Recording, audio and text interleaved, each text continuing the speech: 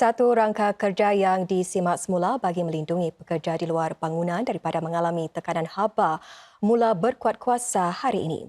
Kementerian Tenaga Manusia MOM mengatakan rangka kerja tersebut akan memberi penjelasan lebih baik kepada majikan mengenai langkah-langkah keselamatan yang perlu dilaksanakan.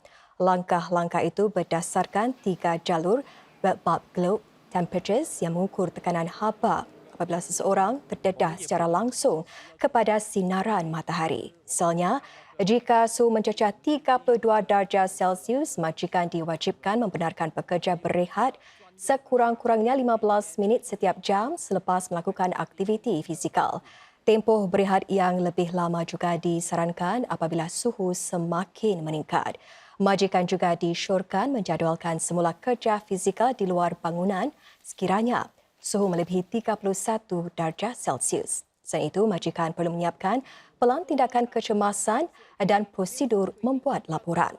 MOM akan melakukan pemeriksaan di tempat-tempat kerja bagi memastikan langkah-langkah tersebut dipatuhi. Saudara, bermula Julai depan, Pegawai Angkatan Bersenjata Singapura SAF akan menerima caruman penuh CPF dan lebih banyak bayaran bonus tunai pada peringkat awal kerjaya mereka. Ia adalah antara perubahan yang diumumkan Kementerian Pertahanan MINDEF bagi skim simpanan dan pelan persaraan pegawai SAF. Dikenali sebagai pelan saver, langkah itu bertujuan menggalak para pegawai terus berkhidmat sehingga mereka bersara dan membantu mereka mempunyai jaminan keuangan lebih baik apabila berpindah ke kerjaya lain selepas bersara.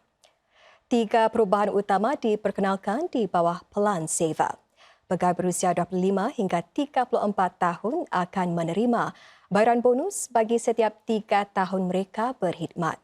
Bayaran ini menggantikan aturan sedia ada di mana para pegawai menerima caruman ke dalam akaun simpanan mereka dalam tempoh 10 tahun pertama perkhidmatan yang boleh dikeluarkan dari tahun ke-7 mereka berkhidmat pada peratusan bertahap-tahap.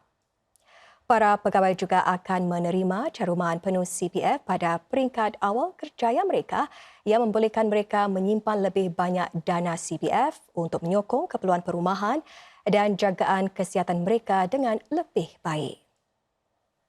Akhir sekali, saudara, sumbangan kepada akaun persaraan mereka akan bermula dari tahun pertama perkhidmatan, bukan lagi tahun ke-7. Akaun persaraan sedia ada akan ditukar namanya kepada akaun saver. Semua pegawai baru yang menyertai SAF mulai 1 Julai depan akan dapat meraih faedah itu serta juga pegawai dalam perkhidmatan yang memilih untuk beralih kepada pelan saver yang dipertingkatkan.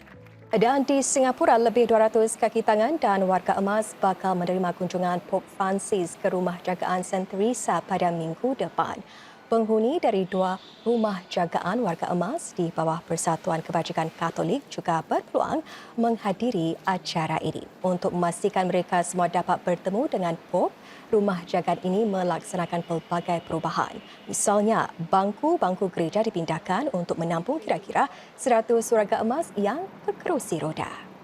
Singapura akan mengembangkan rangkaian penerbangan dari lapangan terbang Changi daripada 150 bandar kepada lebih 200 menjelang pertengahan 2030-an.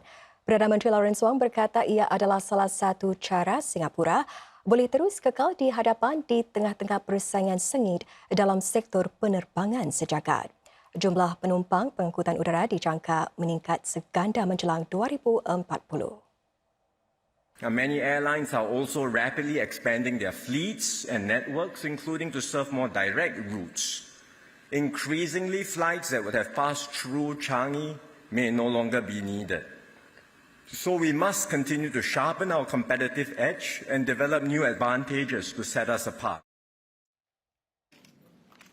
Antaranya meningkatkan produktiviti lapangan terbang Changi khususnya dengan pembinaan Terminal 5 dan makmal penerbangan antarabangsa. Makmal ini adalah projek bersama antara 8 pemain industri termasuk pengilang pesawat Changi Airport Group dan Universiti Teknologi dan Reka Bentuk Singapura SUTD. Ia dijangka dibuka menjelang 2026 dengan projek pertama bermula tahun depan.